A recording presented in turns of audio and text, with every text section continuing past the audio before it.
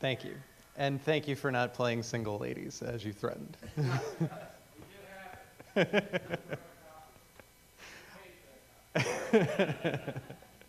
I am perennially known as Beyonce in my household, which is always troubling. Anyway, on to the topic. So for today, thank you, Vic, for mentioning the disclaimer. Today's presentation is based off of research that was funded by, by the National Institute of Justice. It was a large study, and so what I'm going to present today are some of the preliminary findings from different aspects of that study. But the rationale for it was in trying to understand how stolen data markets are similar to or different from traditional real-world markets for stolen products. So like if you've ever had a laptop stolen, or back in the days when VCRs were plentiful and popular, how electronics are stolen or jewelry, and how much that material goes for. And then in addition to that, we were trying to understand how these markets are organized. So the extent to which they're driven by lone actors, people working in loose affiliation with one another, or are these really complex organized crime groups, like what we might think of in terms of the mafia or the Yakuza or something like that.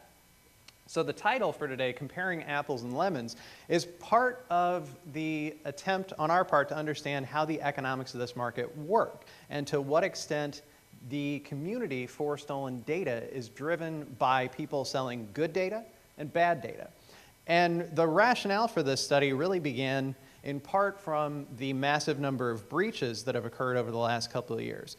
And when we talk about breaches, often the most interesting thing is trying to understand when and how the breach happens. So you might remember in November of last year, we had the huge Target breach where, 70 million, depending on whose estimates you look at, cards were stolen.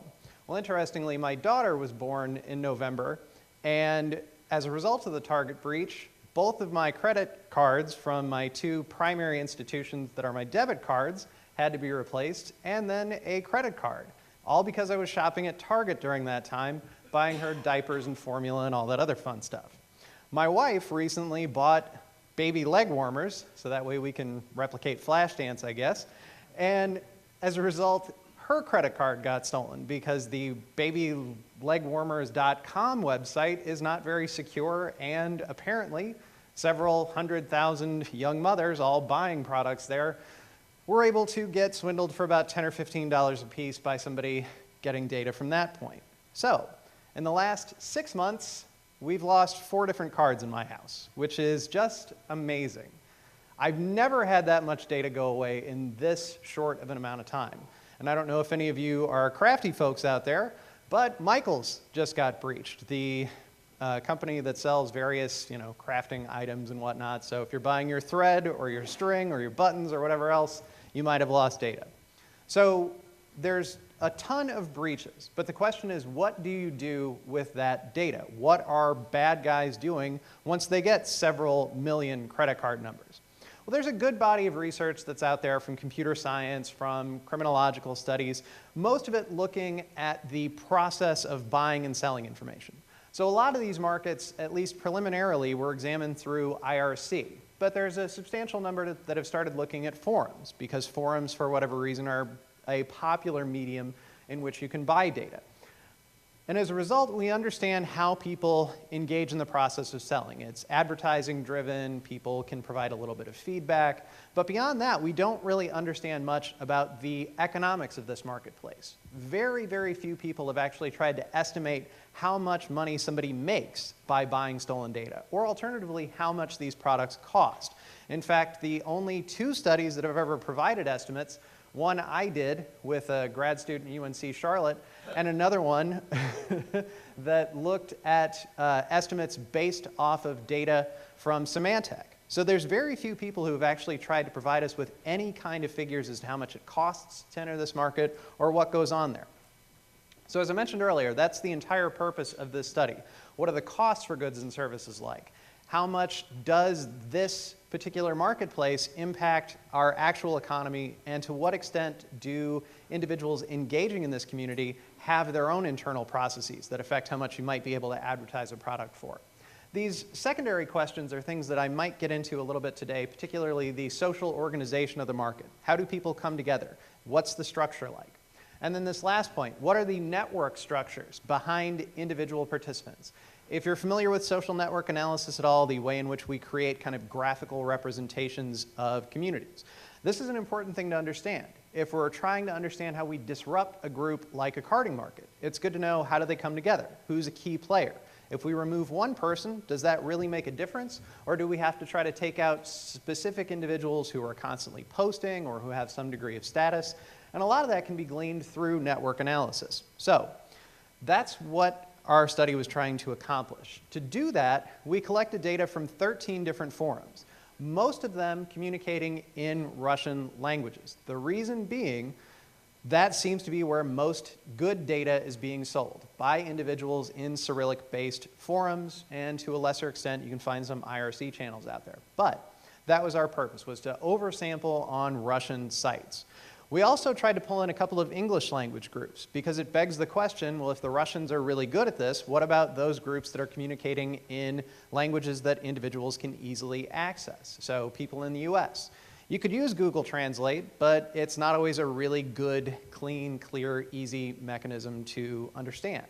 So if you're trying to get into the carding game, you might go into a US or at least an English-based forum and try to buy. So we tried to do some comparisons between the English language side and the Russian side. And we had sites that were hosted across the world, several of them in Russia, a few of them in the US, and then various parts of Europe. And we grabbed a lot of data in the process. You can see we've got some significant variation, like 590 threads from a Latvian forum that communicated in English, and 202 from a Russian one that had both an English section and a Russian section. So we've got a variety of different data that we can bring to bear on the study. And just to give you a sense of the range of products that are out there, this is how we were able to break down everything that was sold. The majority of information in our sample of forums involves something regarding data sales, first being dumps. Anybody know what a dump is? A couple of you? For those of you who don't, a dump is account data. It could be a bank account, it could be a debit card, it could be a credit card. It's just data in a raw usable format that may have different amounts of track information with it. The magnetic strip on the back of your hotel key or on the back of your credit card or debit card contains different information on the tracks. And so the more tracks you have, the more data that you can use from the account. So dumps are the key vehicle that people sell in these markets, followed by CVVs. CVVs are the 3-digit number on the back of your card that you use when you're making an online purchase or something over the phone that indicates you have the card in hand. So CVVs are great, especially if you want to make electronic purchases right off the bat. But for those who are really interested in trying to do some serious harm, a small number of people also sold what are called fulls. Fulls are all the account information. Fulls allow you, in part, to engage in what's called a COB, or a change of billing address. So imagine you're somebody who belongs to the Rotary Club next door. You probably only look at your statements when they come via the mail. You may not do online banking. So if you get somebody's card data who only checks the physical statement when it arrives, you could very easily hijack that account, have it sent to another address, and you get a month's worth of time to try to play with it, to massage it, maybe start making small purchases, or at least try to use it for the maximum amount of time before either the financial institution that holds the account or the victim realizes what's going on. But from there, there's a bunch of other ancillary products that are sold. Bank accounts, so just username and passwords, eBay and PayPal accounts. Raise your hand if you have a PayPal account. Most of you, good. We'll see a shocking statistic, I think, in just a minute about eBay and PayPal accounts. But people also selling ancillary things like Steam accounts or Skype or whatever you might put money into. From there, a lot of people also offer data manipulation products. So that's where you take data that you purchase and turn it into some sort of monetized product. In the real world, that involves cash-out services. We saw a small group of people offering cash-out services where they would imprint your electronic data onto cards and physically go to ATMs or different places to either make purchases or withdraw money for the maximum allowable amount on a daily basis. If you're going to use a cash-out service, you're also going to need to buy plastics. And plastics are like your hotel key. It's just a blank card with a magnetic strip. You can imprint the data onto that and then go to town. So long as the terminal that you're making a purchase at doesn't look at the card. You don't even have to put anything onto the front of it. Just swipe it, and if it's under 50 bucks, right, you don't have to sign. So it's an easy way to start manipulation. From there, we also saw a majority of data manipulators offering virtual services. That involves drops, people who will physically receive products. So say if you buy a laptop or an Xbox One or a PS4, you can have it shipped to a location, and your drops provider will pick it up, pawn it, fence it, maybe just mail it to you directly, but they'll serve as an intermediary to help reduce the likelihood that your purchase gets seized or otherwise captured by someone. And then money transfer services where they will launder money on your behalf. Maybe they'll set up a fake shop and start charging $10 purchases with the cards that you buy. They'll give you 90% of each transaction. They take 10% for themselves. It varies by seller. But a lot of different mechanisms are out there to get money. From there, we saw a lot of associated services. These are things that are potentially usable to either acquire data or to manipulate it. So some people were offering low-level malware, some keyloggers, nobody necessarily offering Zeus or good phishing products, but stuff that you could use to get data. And then dedicated hosting, spam lists, some limited equipment like you could buy some equipment like cell phones or computers or something like that.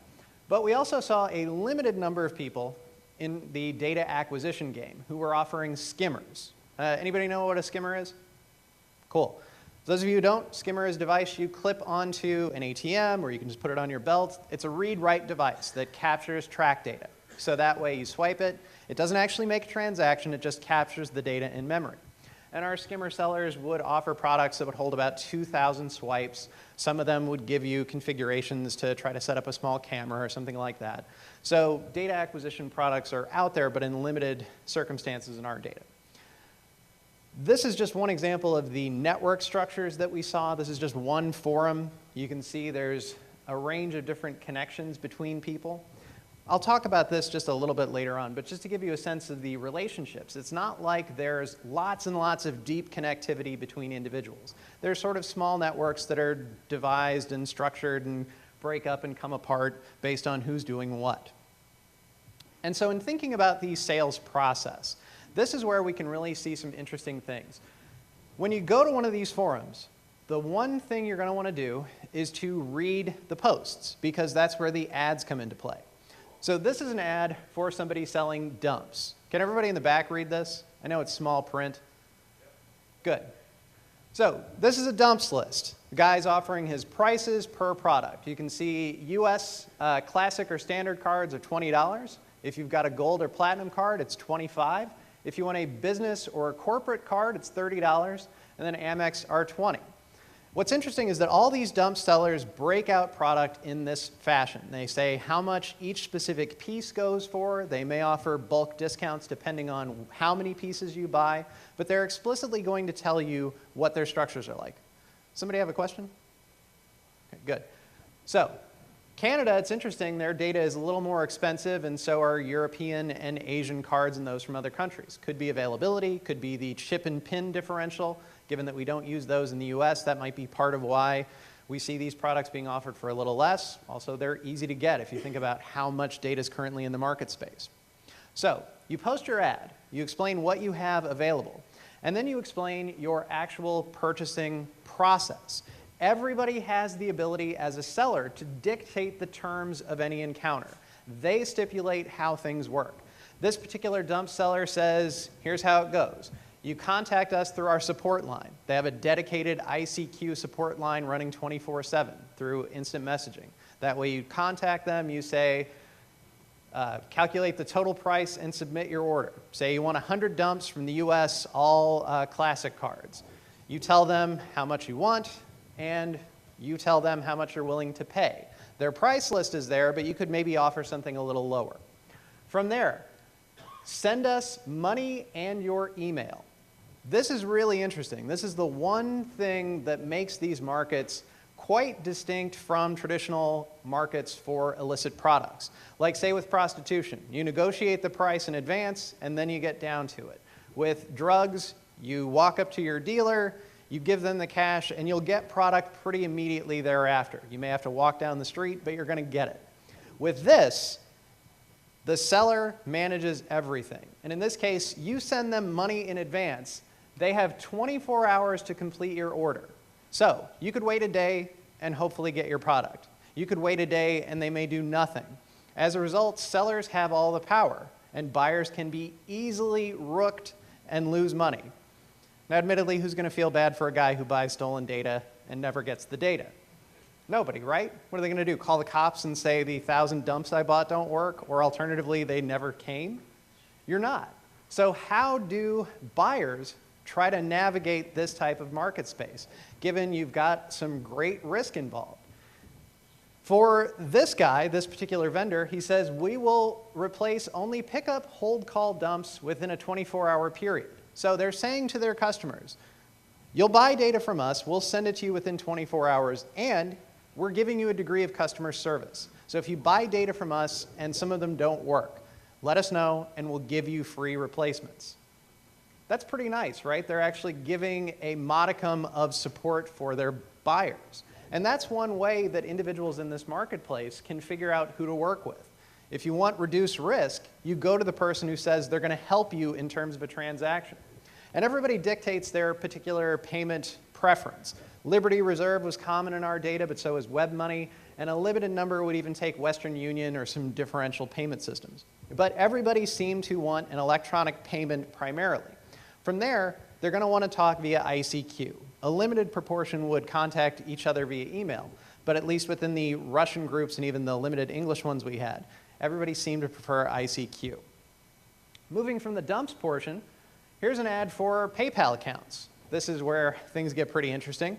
They're vending for US and UK PayPal accounts. If you have an unverified account with a credit card, it's $1. WMZ is WebMoney US or Liberty Reserve. Unverified with a bank account, $1. If you have a if you want a verified account with a credit card number and a bank account, it's $3. So you can imagine that's not very much. Your initial investment is superiorly low in order to get some potential usable data.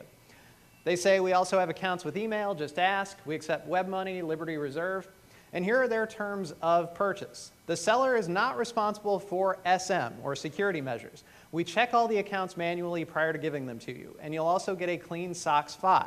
They'll give you a proxy, so that way if you're dealing with, say, a US PayPal account, but you're in Germany, you go through the proxy, the transaction will go through. If all of a sudden you're getting German traffic to your US account, it's probably not going to work. So they're trying to help you out by offering a modicum of customer support. But this last point, seller's not responsible for unsuccessful usage of the account. If you burn the proxy, if you somehow screw up, that's not our fault, that's you. So they're trying to help, but they're only going to go so far. And then finally, here's an ad for for money transfers. They say we cash funds in the Russian Federation received as electronic bank transfers. We will do encashment, we will transmit electronic funds, we'll divert funds, we'll work with accounts that have been seized by authorities. We'll even work with dirty funds, money that is acquired in different fashions. The benefit of working with this group is, as they say, low commissions. We only take a small proportion of your money. And speed. As a rule, funds are received on that day that they're credited. So you're not going to have to wait long if you've bought a bunch of dumps. If you work with us, we'll cash it out quickly and send it back to you as soon as we can. So ads are the way to understand how these markets work. And the sales process starts with the ad. To give you a sense of the range of variation in product, given that I said earlier there's not a lot of estimates for the economy within this market space, you can see there's a bunch of different things that are offered and a tremendous variation in actual pricing structures. Like for dumps, the price goes from 4 cents to $8,000. That's a massive degree of variation. The average, as a result, for dumps is $102. So if we take that as just the potential investment that a person might have on average, they're going to spend $102. But we've got products that don't even necessarily have a price listed, like with cash out services. Only 6% actually provided any estimate for cost. Sometimes it would just be a percentage. It really varies. With the CVV item that I mentioned earlier, it's interesting. This is the second most plentiful product in all of our forums, and the average is $26.21. Keep that in mind because it's much lower than dumps, but there may be a potential explanation for that.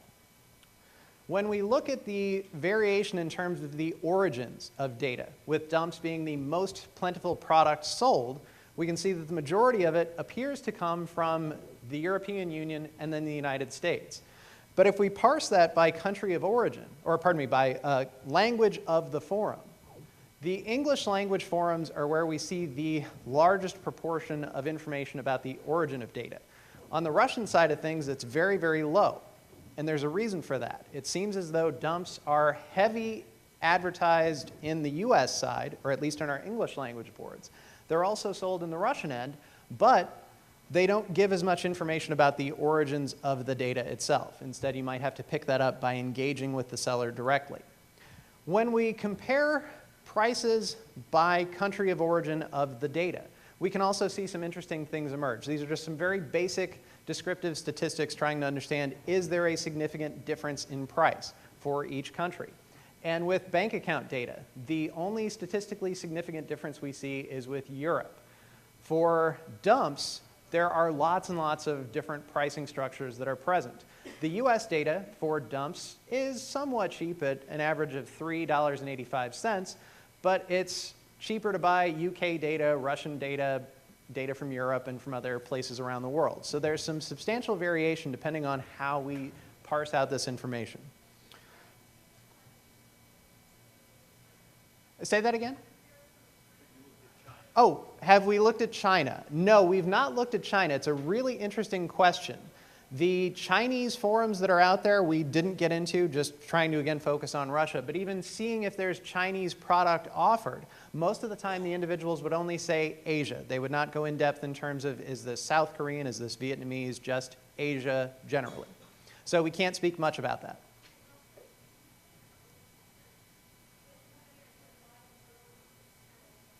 Why is there such a low percentage of Asian data? Oh, why is there such a low percentage of UK data here? Okay. The low percentage of UK data here we can't say for certain. All we can discern is that this is a small proportion of the total. Question? I was thinking maybe the reason the UK would be so low is that it's one country that uses shipping pin. EU got a bunch of countries already shipping pin there as well. It's all put together and it's a bit of an unfair sum.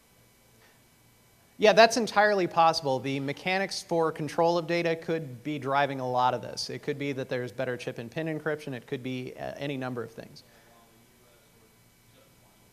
Exactly, yeah. Signature at point of sale, if it's under $50, no ID check, it really screws things up. Yeah, go ahead. Do you think that the data protection standards in the EU, especially the UK, have to do with the fact that like the entire EU accounts for barely more than our one country, and they have a centralized scheme for personal data protection? That's a very good point. So the European Union has much more stringent, or at least very well detailed concerns and policies about data protection. That might be a part of what we're seeing here.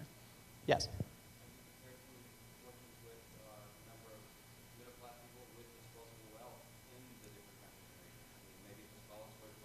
That's a good point too. Maybe it's economic within country that's part of it too. No, we haven't. We're actually trying now to develop some very, very rough estimates as to how country economics might influence data availability. But at least just from a surface explanation, no, there's not much there. But it could very well be. Yes, sir?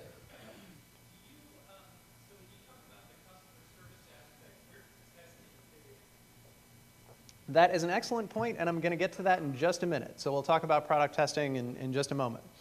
In moving beyond the process of actually interpreting an ad, what's important to note is part of why we may not see much in terms of economic estimates is because all the sales take place outside of the forums. We don't get to see the clear text communication between buyer and seller.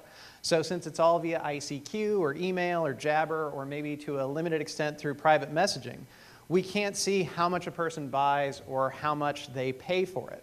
The only thing that we know is that these are the common mechanisms for payment: Liberty Reserve, WebMoney, Western Union, and MoneyGram. But on this point of customer service, why would a vendor go to so much trouble to say, here's what we're going to do to help you? And why is there an escrow payment system that emerges? Some of the forums in our sample actually offer a vehicle to ensure that both buyer and seller are happy with their transaction. The use of an escrow system is there so that way, if you don't think you can trust the person you're working with, the buyer who you want to engage, you can contact the grantor or the escrow agent in some of our forums and say, I want to buy from this person. They're willing to accept escrow payments, so can you work with us? This is a breakdown of the rules from one of our forums for how it actually works. The buyer and the seller have to reach an agreement on working with the grantor, so everybody has to say that's fine. Next, they contact the grantor through ICQ. One of the parties gives money, the other the goods, and then everything is released from there. So that way, as soon as the escrow or grantor says, I've got both, they'll release it to the appropriate parties. Everybody should be happy. Also, grantors in one of our boards take a percentage. So if it's free up to, it's up to $30 purchases are free, but from there it's prorated. So if you're buying, say, $3,000 worth of data, if you work with a grantor, it's 5% of the total. So you're going to have to pay a little bit more up front, but the value is that you know you're going to get what you pay for because your risk is lowered by knowing a grantor is going to be there to help you. And customer service, the use of escrow agents, the use of other mechanisms are all there because individuals don't know who to trust. And it's interesting because this creates a marketplace that is driven by, much like with Amazon and eBay, customer feedback. Since we can't see how much people buy, we can see that individual buyers will come back into the forum and say, wow, this guy was great. This guy gave me exactly what I wanted. In turn, that's going to influence who buys product from that individual. And it affects the reputation of the seller. Because if people are saying this guy's great, fast data, good information, they're going to go back to that person. And in fact, here's just an example of positive feedback for a money launderer. This person says, the thread starter laundered $300 for me, speed's comparable to the second cosmic speed, everything was magnificent, I'll go back. The next one, I did some laundering of money from a female partner, everything was quick and excellent, and the thread starter takes a small percentage, which makes you happy. So, it doesn't cost much, you get exactly what you need. Yeah?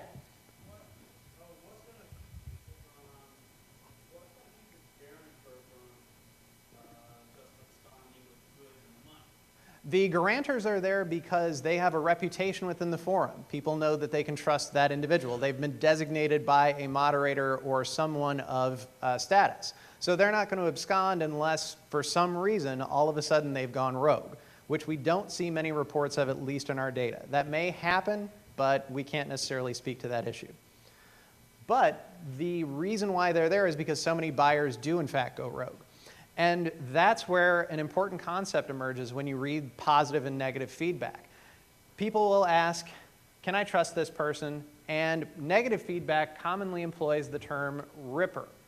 Rippers are people who rip you off. They don't send you your data, or the data that they sell is junk. And so if you buy from a ripper, you're going to lose all the money that you've invested. Some of the sellers who are really trying to build their reputation, if somebody makes a complaint, will come back in and say that's absolutely false.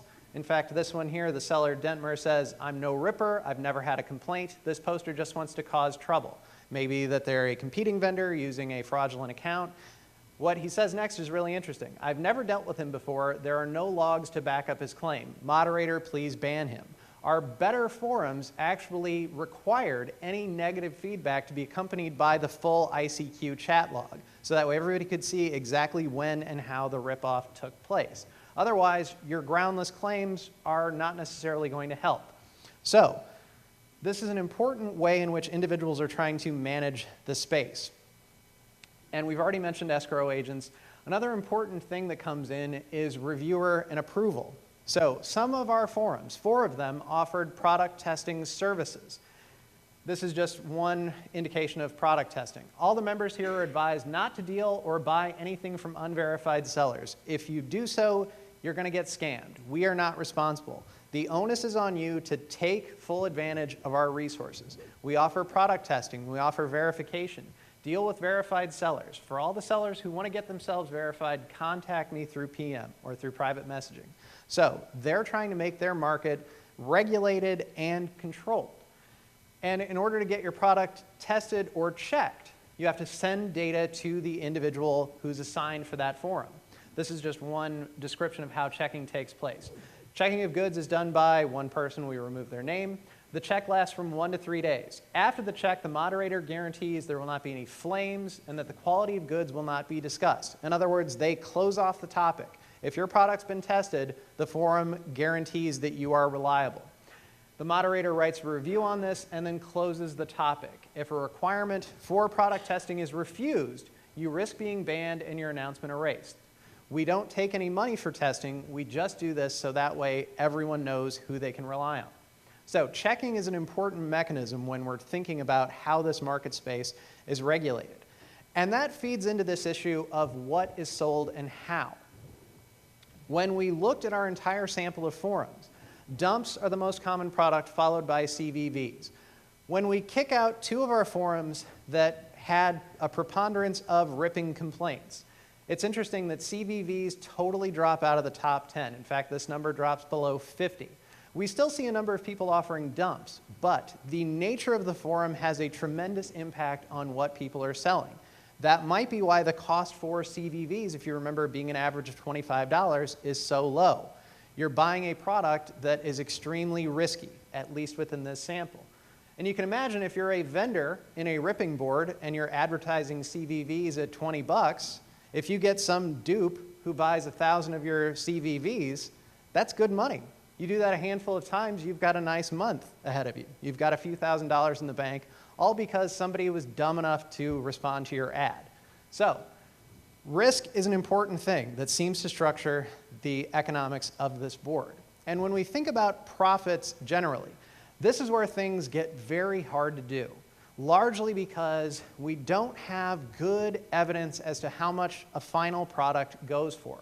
All we can base it on are either the initial advertised price, or we could also try to overlay the average. So just thinking for a moment, if we take the average for dumps at $102, if somebody wants to buy 100 dumps, they're looking at $10,000 in terms of their initial investment. If you want to buy eBay and PayPal accounts, if we go at the average, given we've got a real difference between the lower and the upper bound, we're looking at an average of $27. So you buy 50 accounts, it's $1,300. If we try to find estimates for actual loss, one of the only good metrics that we've found lately is from the Bureau of Justice Statistics on funds directly acquired by identity thieves. They don't specify if this is high-tech or low-tech identity theft, just how much money is taken. And they parse it by credit and debit card. And you can see the average is $1,448 for credit cards and $552 for debit cards. If we take the median, it's $300 for credit and $200 for debit. So, just trying to do some very basic return on investments for the bad guys.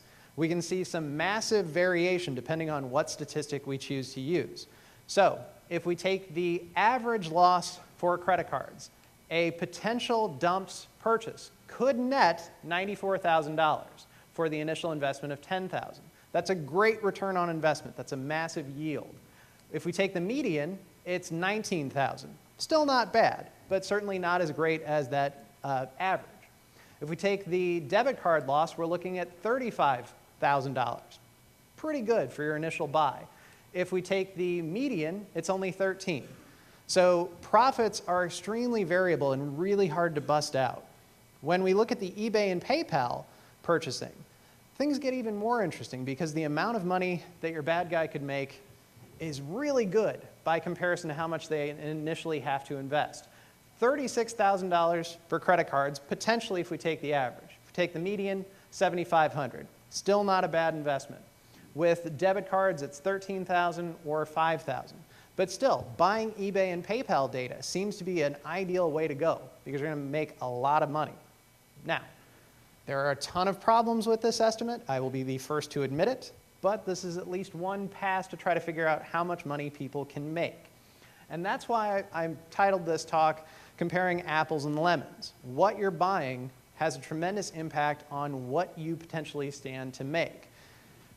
In some research by Herley and Florencio, they talk about ripping markets as being lemon markets. You don't know who you can trust or what you can buy. And so if you spend $10,000 or even $1,000 on dumps, and none of them work, you're simply out money. It's like buying a bad car that breaks as soon as you drive out of the lot. but there's no lemon laws for buying data. So how do you protect yourself? How do you insulate yourself from this risk?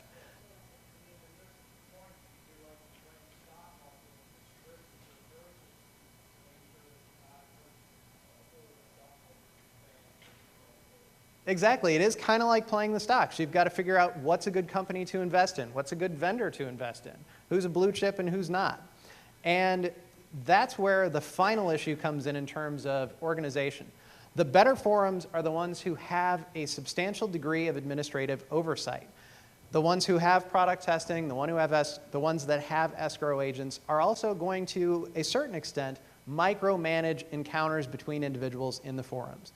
So not only are they going to control who can post an ad, but what the quality of products are, but they will also actually go back in and ban users based on comments. If you've read anything in the computer science literature about these markets, some people have argued we should engage in Sybil attacks. We could just flood the market with messages that don't trust this person, don't trust this person, don't trust this person, and try to disrupt by affecting the perception of every vendor. Based on what we've been able to observe in some of our better forums, that's only going to work in ripping sites where people don't know who to trust already. In the heavily managed forums, that's going to relatively make little difference. It'll probably just annoy administrators who will then block the accounts or try to find a way to limit that type of activity. Because this post from one of the administrators says, here are our rules. Don't leave fictitious topics. If a transaction's been carried out, you have to provide appropriate proof. If this if this cause is violated, the fictitious review gets banned, so does the user. Yes? What keeps forum administrators from eventually deciding to go rogue and cash out on their reputation? That's a good question. One of the English language forums in our sample, you could argue, had this happen, where an administrator who was trying to control things just said, you know what, I give up. We're not quite sure what happened because we got in at the tail end of it. We only had about 2 years worth of data. And you could see the administrator making a lot of posts like, wow, nobody's going through our check service, nobody's doing this. I keep telling you, don't buy from unverified sellers. But people kept doing so. And so after a little while, it appeared as though the administrators just said, you know what, we're done. You guys do what you're going to do. We've done our best to manage things. They didn't have any kind of guarantor or escrow agent service or anyone who was necessarily a product tester. So the fact that they were somewhat deregulated to start with maybe is part of why they eventually reached a sort of hands-off approach. I guess my question is absent a regulated body. What is the point of being a forum administrator? The point may be, and we haven't been able to fully disaggregate this, it could be that individuals who are moderators in a ripping heavy forum may in fact be ripping off people themselves. There's no necessary guarantee that they're not posting fictitious ads themselves.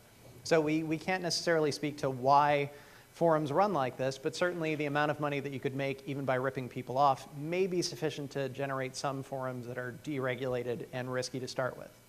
So that's one idea, potentially. So Sybil attacks might not work depending on what goes on. When we move from these individual encounters where it's buyer and seller heavy, but participatory in terms of feedback, we can also look at how long they operate and to what extent there are connections between groups.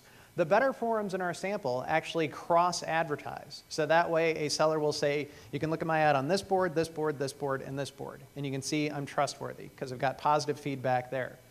So taking those 4 forums, not only do they provide a place to buy and sell, but they've got escrow systems, they've got they've got a managerial structure in place, ways to ensure trust and to manage transactions. They're interconnected. The other issue is that several of these forums have been around for literally years. One of our forums had an ad dating back to 2007 where a guy was selling passport scans, and he was still active as of 2012. So that kind of longevity is something that is really important to note. If we're thinking about, say, like street corner drug sales, you may not have somebody who's been on the block for 5 years. You may know that there's a crack market that's here, or that there's a prostitution stroll you can go to. That may persist over time. But in terms of individual vendors, that's a somewhat different story. So these markets as a whole, some of the better ones, we might think of as constituting a formal organization because of their persistence over time. They don't have a similar structure to the mafia or the yakuza in that everything is distributed. There's no one single figurehead that regulates everything, but it's distributed across multiple players. And that's an interesting point that led us to do some of the social networking analysis, because we want to understand who are these individuals and how do they work. This is just one example. Since I'm kind of butting up against time, I'm going to go through this and skip over it. But if you'd like, I can send you our full report where we go through some of that. In general, the reason we did this research is to understand how these markets work. And in the end, we wind up with pretty interesting points. The markets themselves are global. You can buy data from anywhere. You can potentially make a massive profit. But the risk factors that come in for buyers is so big, that's what makes these markets distinct from any other ones. In a real-world drug market or prostitution market, buyers and sellers have differential levels of risk. In these markets, it's almost all the buyers. And the fact that they're collegial, in that people provide positive and negative feedback that affects the way in which people engage with one another. The markets and their networks are pretty inefficient. You've got to spend a lot of time. If you want to actually invest your money wisely, you've got to read all the ads, you've got to read all the feedback, and try to make an informed decision. Unlike with other forms of crime where you're very, very hindered in terms of what you know, you could read 15 different ads, look at all the feedback, weigh the prices, contact the person, and then say, all right, I'll buy from you. In a way, that's similar to how we buy regular consumer products. You can take the effort and the initiative and understand and minimize risk. But given the controls that are here and some of the mechanisms that people have to use, they don't always go through this process. So we'd like to think these are more rational offenders, but perhaps they're not. As a result, this makes it hard when we think about disruption. If we wanted to take out a carding market, if there's 100 people selling dumps, taking out 1 or 2 is not going to make a substantial difference. You could take out 1 or 2 great sellers. People would fill in that vacuum. And so one of the few ways that we think might be more effective is to set up full-on forums, similar to like the dark market operation from a few years back. If you can control every single interaction from start to finish, that's going to be much, much more preferable to, say, just eliminating a seller or 2 or trying to use Sybil attacks. The other avenue, and this may be extremely interesting when employed properly, is to take out the money systems that are there. If Liberty Reserve, which was taken down in 2012, is gone, people have to find an alternate payment mechanism. Web money may be next. From all evidence to the contrary, web money appears to operate out of the UK. So depending on what kind of partnerships we might be able to use, we could disrupt that system. Do any of you remember eGold? Payment system from a long time ago. It operated in part out of Florida, but mostly out of the Caribbean. A lot of people in these markets at the time were using eGold as their preferred payment mechanism. When eGold was taken out by the US Department of Justice, eGold went south and everybody had to swap over to a new system. But there's more than enough that emerged. So this is the type of thing that would only have a short-term benefit. The long-term impact means offenders are going to find alternate ways to get their money. It's not going to stop things, but it will at least put a mild damper on it for a period of time. And that might be somewhat more preferable. Have you seen anyone use Bitcoin? In our boards, we didn't see anybody using Bitcoin. I have seen Bitcoin being accepted in some Tor-based forums, but not at least in the regular internet-based forums. So nothing outside of an Onion type site. So it's a good question, though. Bitcoin, there's so much attention on it now, and it's what, like $1,000 for a Bitcoin, I think? I wish. How much is it? Like 450 right now. Okay. So depending on what we're doing, that's going to make a big difference. So one of the main things that we're trying to argue with all of this is a need for better interactions between law enforcement, between industry, and academics. If we're thinking about ways where we're actually going to impact these market spaces, we've got to know how much people are actually paying for things. That might be well known in law enforcement, that might be known in industry. But for academics like myself, we can't see that unless we're actually trying to buy product. And unfortunately, in universities, we have ethical boards that regulate what we can and can't do. So if I go to my university and say, I need a $15,000 grant to buy stolen credit cards, you can imagine that's going to be the response. So we need partners who can actually do that on our behalf. If we can just get chat logs, that's going to go a long way. Because otherwise, all we're going to wind up with are arguments about how much people might pay. but the true economic reality could be entirely different. And some academics have actually started using old boards from like 2007 and 2009 that are closed. You can imagine if we're talking about an economic set of principles that are guided by variations over time. If we start making policy recommendations based on what people were doing in 2007, and it's almost 2015, that's not going to be worth a damn. So we've got to find better ways to get information and really assess what's going on. If by some circumstance we can get in at the front end and know a certain payment system is going to be taken out on such and such a date, we can start evaluating from that day how people's behavior starts to change. And we can understand and then model the decision-making process of people. The final point, and this is an important one, our forums were publicly accessible to a certain extent. Some of them were registration controlled. But we didn't have any that required vetted access. Some of the best carding and malware sites that are out there now are completely controlled and shut off. You have to be known by two people who are already members, pay your access, and you can get in. We didn't have those in our sample. So as a result, this may or may not be a reflection of what goes on in those markets.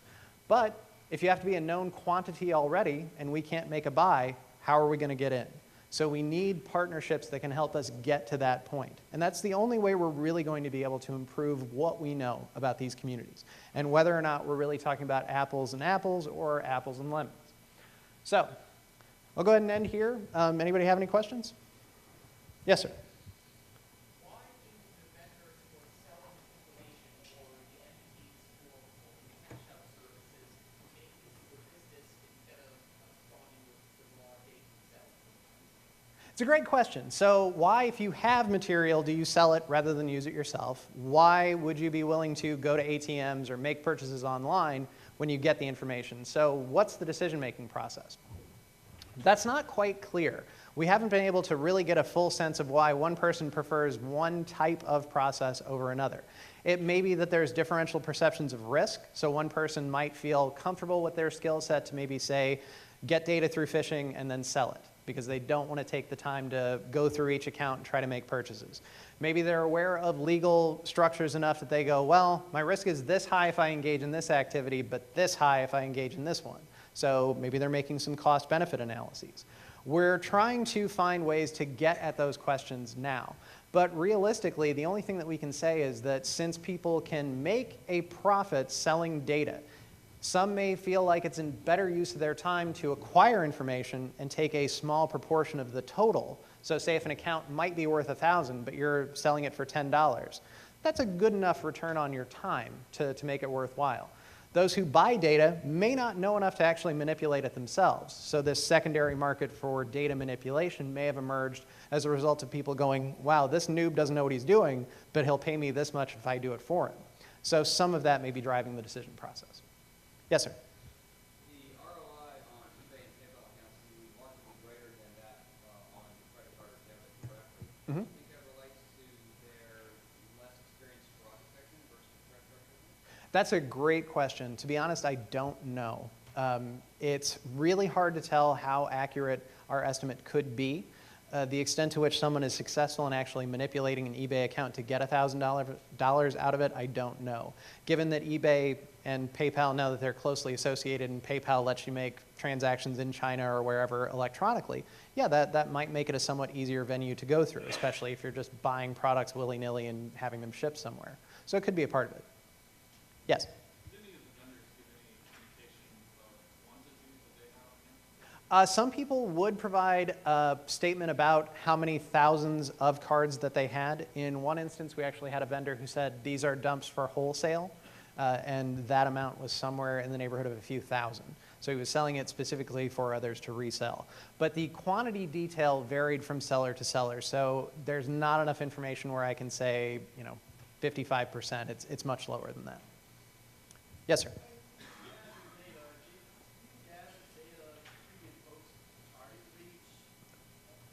All of our data is pre-Target. Our data comes from 2007 to 2012, respectively. So during that period, you had the Heartland payment breach, you had the dark market takedown, and trying to think, Target was what, 2013? So no, we don't have any Target incidents in there. but we do have data contemporaneous to other breaches. Can you set up your own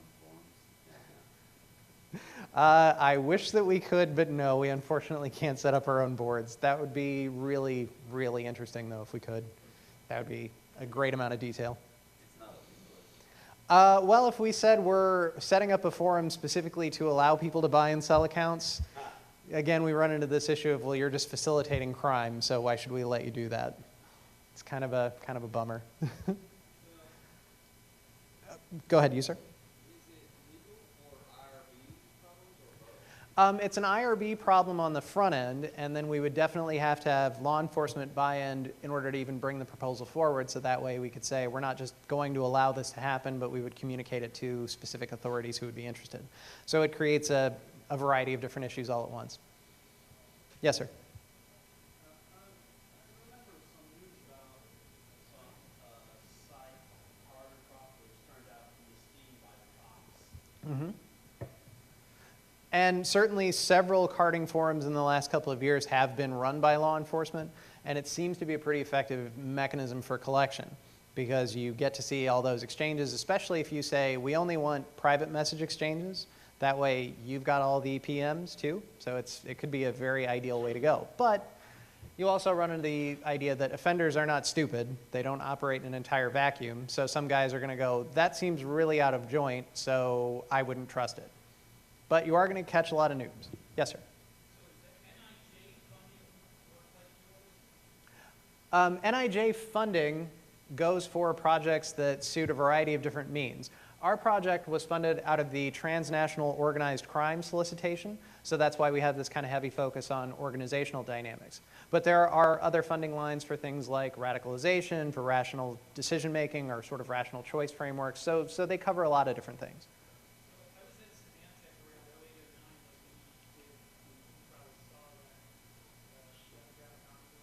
Mm-hmm.